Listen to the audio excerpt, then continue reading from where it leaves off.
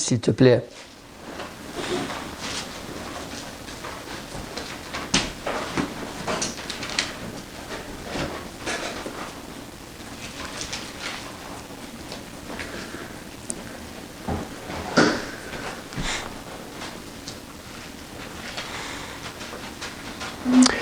Alors, je lis le verset 45. « L'homme de bien tire de bonnes choses du bon trésor de son cœur. Et l'homme méchant tire de mauvaises choses du mauvais trésor de son cœur. Car c'est de l'abondance du cœur que la bouche parle. » On va réfléchir sur cela, mais on voit comment Jésus nous avertit. Le cœur, donc ce que j'accepte comme pensée, ce que j'accepte comme réflexion, ce que je considère vouloir faire, ce que je pense de ce qui se passe autour de moi, ce que peut-être si je vois des injustices dans ma vie, ou des choses duquel je n'apprécie pas, ou qui me rendent fâché ou quoi que ce soit. La bouche parle de l'abondance du cœur. Donc ce qu'il y a dans mon cœur, ce qui mijote dans mon cœur, va influencer ce qui sort par ma bouche.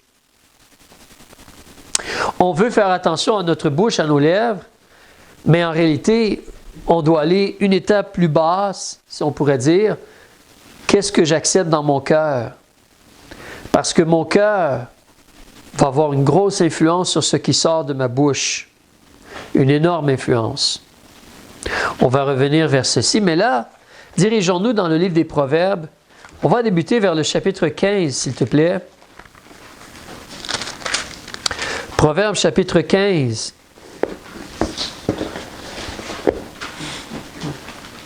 Avec le premier verset, on va nous parler tout de suite concernant la parole ou la bouche.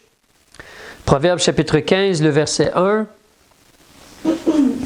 Je vous laisse tourner un peu, puis on va lire ensemble. Chapitre 15, verset 1.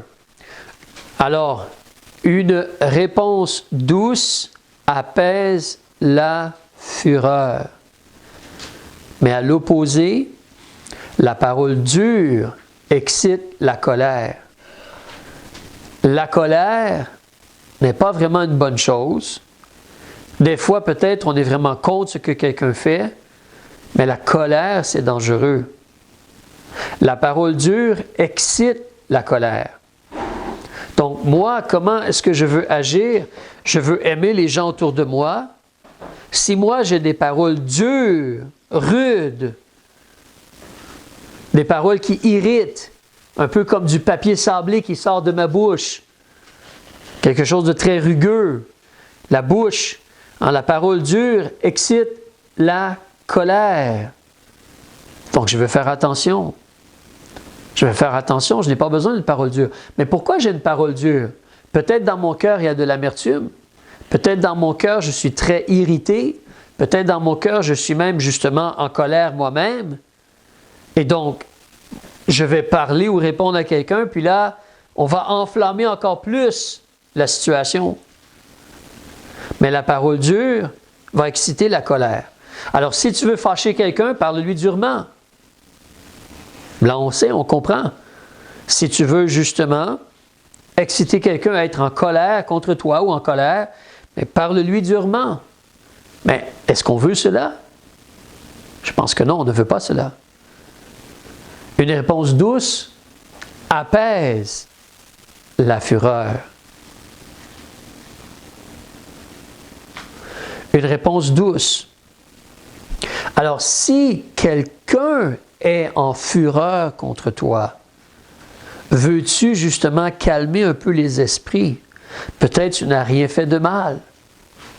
Mais si toi tu réponds durement, ça va juste s'enflammer encore plus. Une réponse douce, à l'opposé, va apaiser la colère ou la fureur. La fureur ici. Donc c'est important pour nous d'apprendre à faire attention comment on parle. Ça débute dans notre cœur. Je veux le bien des autres. Je veux le meilleur pour les autres. Je m'abaisse, je m'humilie. Et donc, une réponse douce va apaiser la fureur. Une réponse douce. On continue au verset 2. La langue des sages embellit la science, mais la bouche des insensés ne prononce que folie. Donc, on a des gens qui sont sages, on a des gens qui sont insensés, et en réalité, c'est déjà établi. Qu'est-ce qui est la science? Qu'est-ce qui est la sagesse? La science, la sagesse, c'est comme des synonymes ici. Mais Dieu a déjà établi c'est quoi la science ou la sagesse. Et Dieu a déjà établi ce que la folie est. C'est déjà établi. La langue des sages embellit la science. La science, elle est déjà là. La sagesse, elle est déjà là. Mais nous, en tant qu'êtres humains, surtout nous, en tant que disciples de Jésus ou en tant qu'enfants de Dieu, notre bouche devrait servir à bien présenter, à embellir la chose qu'on veut présenter. La sagesse de Dieu, les paroles de Dieu. La langue des sages embellit cela. On le présente justement, si on essaie de présenter rudement à quelqu'un quelque chose, bien, on vient juste de voir, la parole dure excite la colère.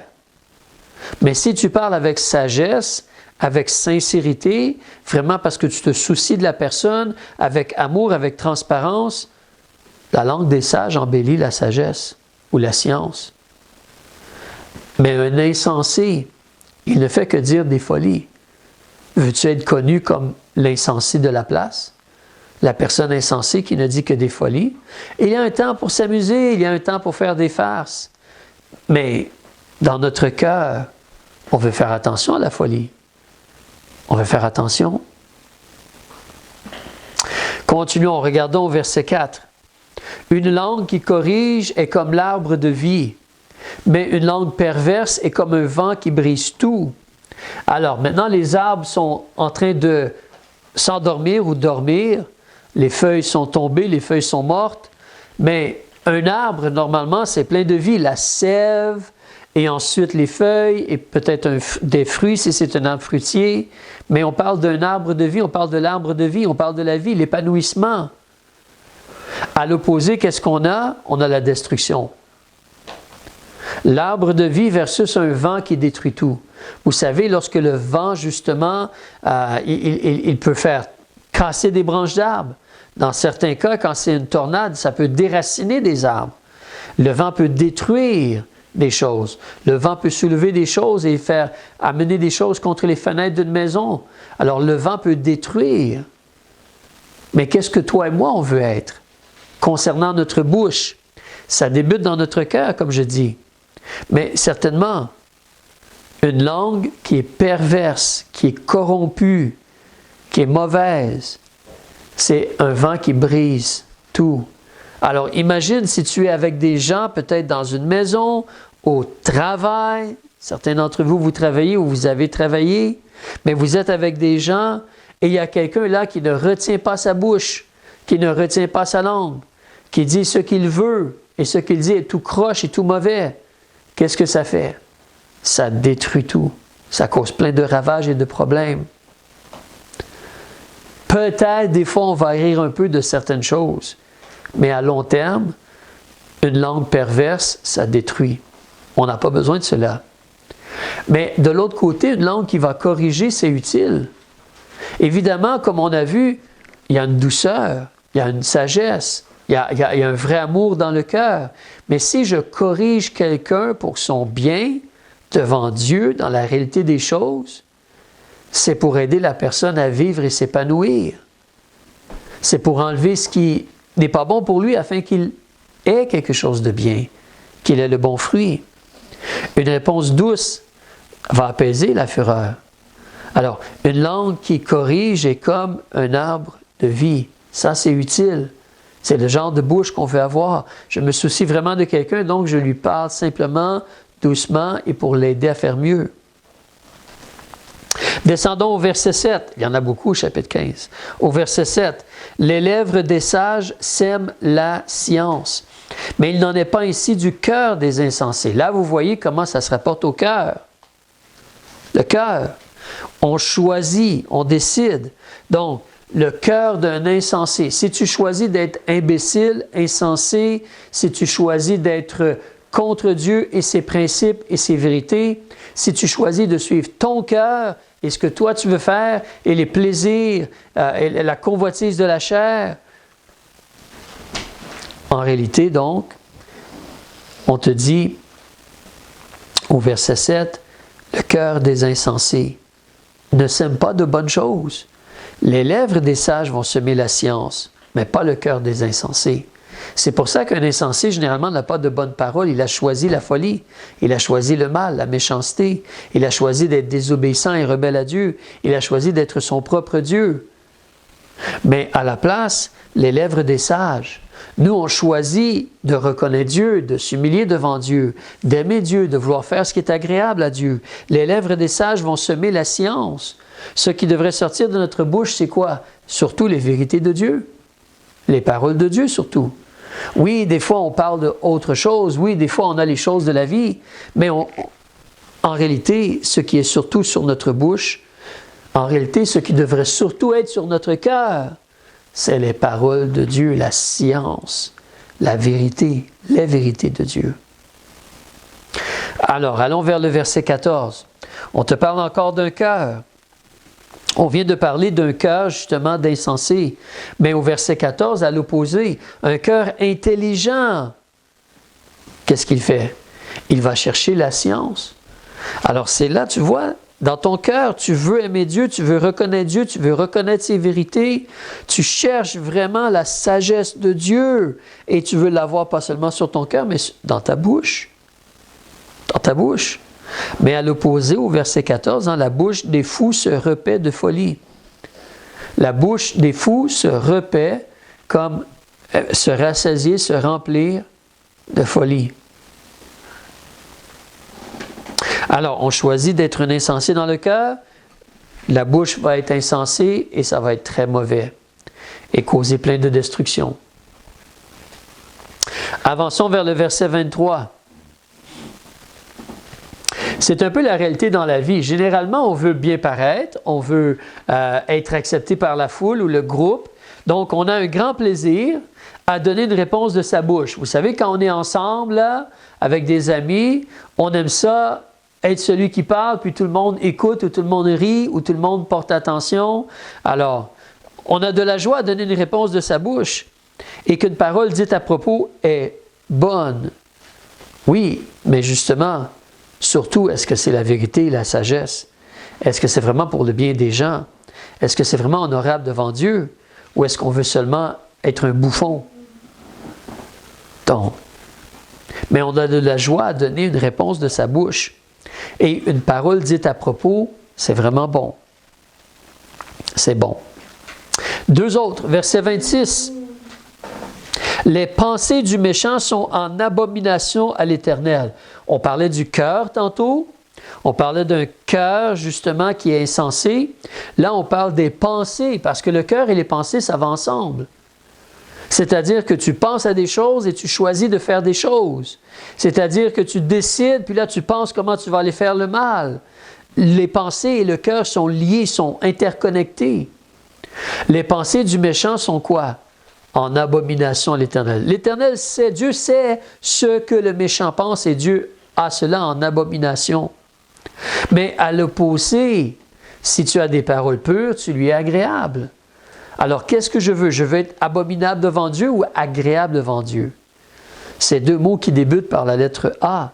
Mais être agréable devant Dieu, c'est beaucoup mieux. C'est mieux pour moi, c'est mieux pour les gens autour de moi, c'est pour la gloire de Dieu. Alors, vraiment avoir des paroles pures. Et ça, c'est encourageant parce que si ça nous dit les paroles pures lui sont agréables, on peut choisir d'avoir des paroles pures. Ce n'est pas comme quelque chose qui est loin là-bas. On peut parler de Dieu, retenir notre bouche et avoir des paroles agréables. On peut, on veut demander à Dieu de nous aider avec notre bouche. Un dernier ici au chapitre 15, regardez au verset 28. On parle encore du cœur. Le cœur du juste, qu'est-ce qu'il fait? Il réfléchit, il médite ce qu'il doit répondre. Il réfléchit attentivement parce qu'il veut avoir des paroles pures, des paroles agréables devant Dieu et il veut bien parler. Alors le cœur du juste médite ce qu'il doit répondre. Mais la bouche des méchants profère des choses mauvaises. Alors, le méchant a décidé dans son cœur d'être mauvais, le méchant a de mauvaises pensées, et le méchant, bien, tout cela sort de sa bouche, hein? Comme lorsque tu essaies d'écraser, pouf, ça doit sortir. Alors, lorsque tu fais pression sur une bouteille ou quelque chose. Donc, la bouche des méchants profère des choses mauvaises. Il y a un choix. On va regarder le chapitre 16 un peu maintenant. Regardons le verset 10. Alors, avant même de débuter cela, peut-être ça serait bien de se rappeler, techniquement, il n'y a personne ici qui est un roi ou une reine. Nous sommes des êtres humains. Mais, parce que Jésus nous a sauvés, la parole de Dieu nous dit que Jésus a fait de nous quoi? Des rois et des sacrificateurs devant Dieu son Père.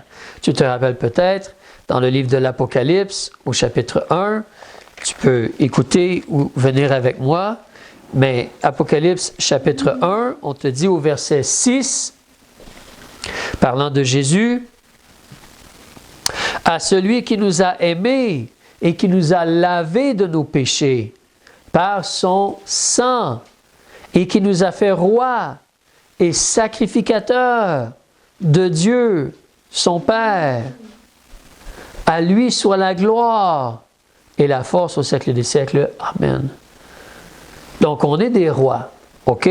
On est des rois dans ce sens-là. Mais si nous sommes des rois, chapitre 16, je reviens au livre des Proverbes, chapitre 16, regardez avec moi au verset 10, qu'est-ce qu'on nous dit?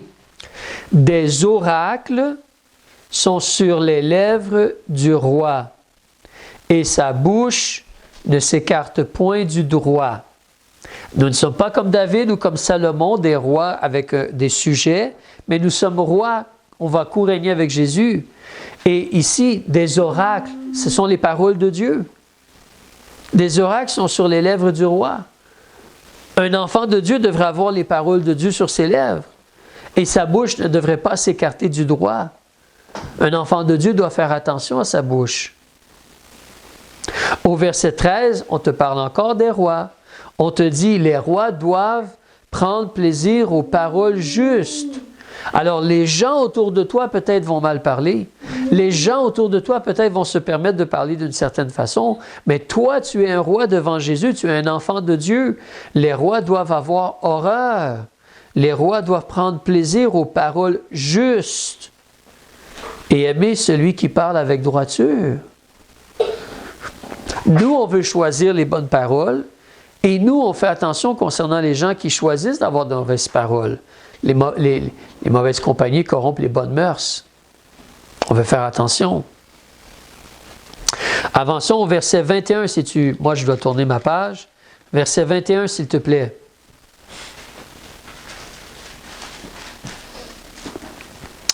Verset 21. On appellera intelligent celui qui a un cœur sage.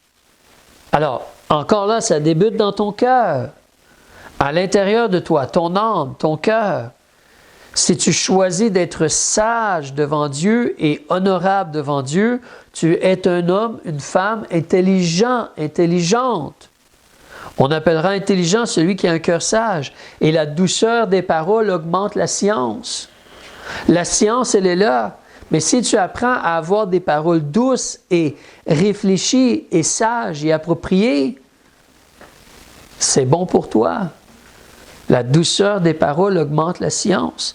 Apprends à retenir ta bouche et faire attention. Une parole douce calme la fureur, on avait vu, hein? Apaise la fureur plus spécifiquement. Mais c'est important pour toi et moi de réaliser, je veux choisir d'être sage, je veux choisir d'avoir la douceur des paroles. C'est sage, ça augmente la science. C'est sage cela. Verset 23. Le cœur sage conduit prudemment sa bouche. Ça débute dans ton cœur. Ton cœur va décider de vraiment vouloir être agréable et sage devant Dieu. Et donc, tu fais attention à ta bouche, comment ta bouche va parler. Et tu ajoutes la science à tes lèvres. Comme on vient de dire, hein, ça augmente la science. Donc, dans ton cœur, tu décides, je veux craindre Dieu, je veux aimer Dieu, je veux faire attention concernant mes paroles. Et là, justement, tu réfléchis, puis tu fais attention à tes paroles, et tu veux t'assurer d'avoir la vérité de Dieu, la sagesse de Dieu, la science de Dieu sur tes lèvres. Tu veux faire attention. Dieu veut nous aider. On doit choisir dans notre cœur. Dieu a mis son esprit en nous pour nous aider, afin qu'il y ait comme un filtre avant de parler. Est-ce que c'est agréable à Dieu ce que je vais dire? Est-ce que ça va lui plaire?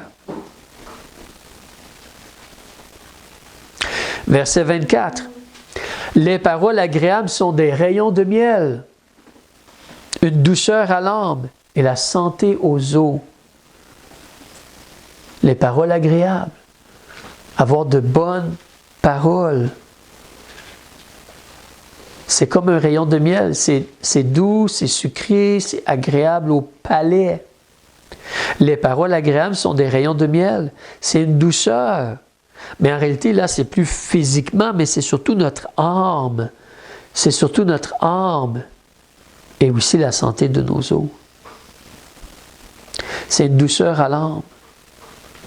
Verset 27. L'homme méchant se creuse le mal, et il y a comme un feu brûlant sur ses lèvres. Dans son cœur, il est enflammé pour faire le mal, il veut faire le mal, il accepte de faire le mal. Et sa bouche devient comme un feu brûlant. On a vu tantôt le danger d'avoir des paroles, justement, qui sont perverses et qui sont comme un vent qui brise tout. Les paroles peuvent détruire. Ça peut causer beaucoup de problèmes. Les paroles peuvent devenir comme un feu brûlant. Alors, il faut faire attention et retenir notre langue et notre bouche. Alors, on va terminer avec le verset 32 ici dans le chapitre 16.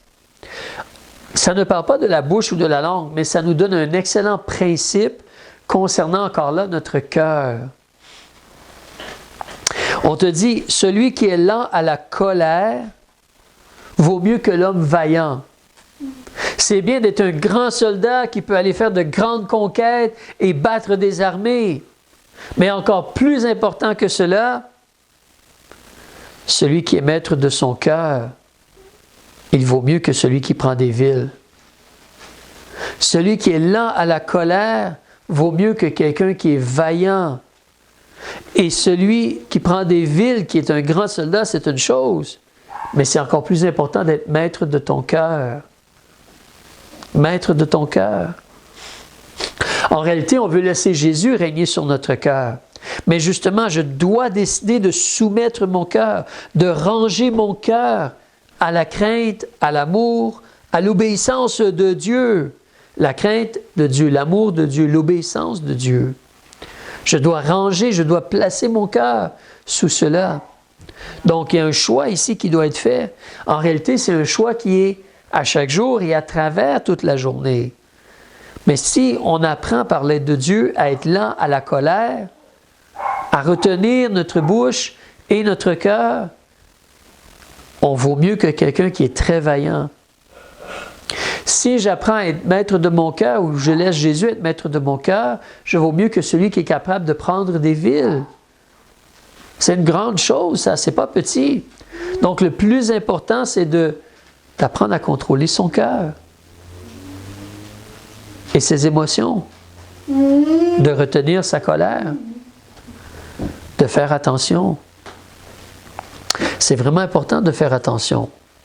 Retournons en Luc chapitre 6, s'il vous plaît, où on a débuté, pour se rappeler, comme je disais au début, là on a lu dans 2 chapitres du livre des Proverbes, on a lu environ tout près de 16 ou 17 versets, mais on voit toujours qu'il y a un très grand lien entre ton cœur et tes paroles.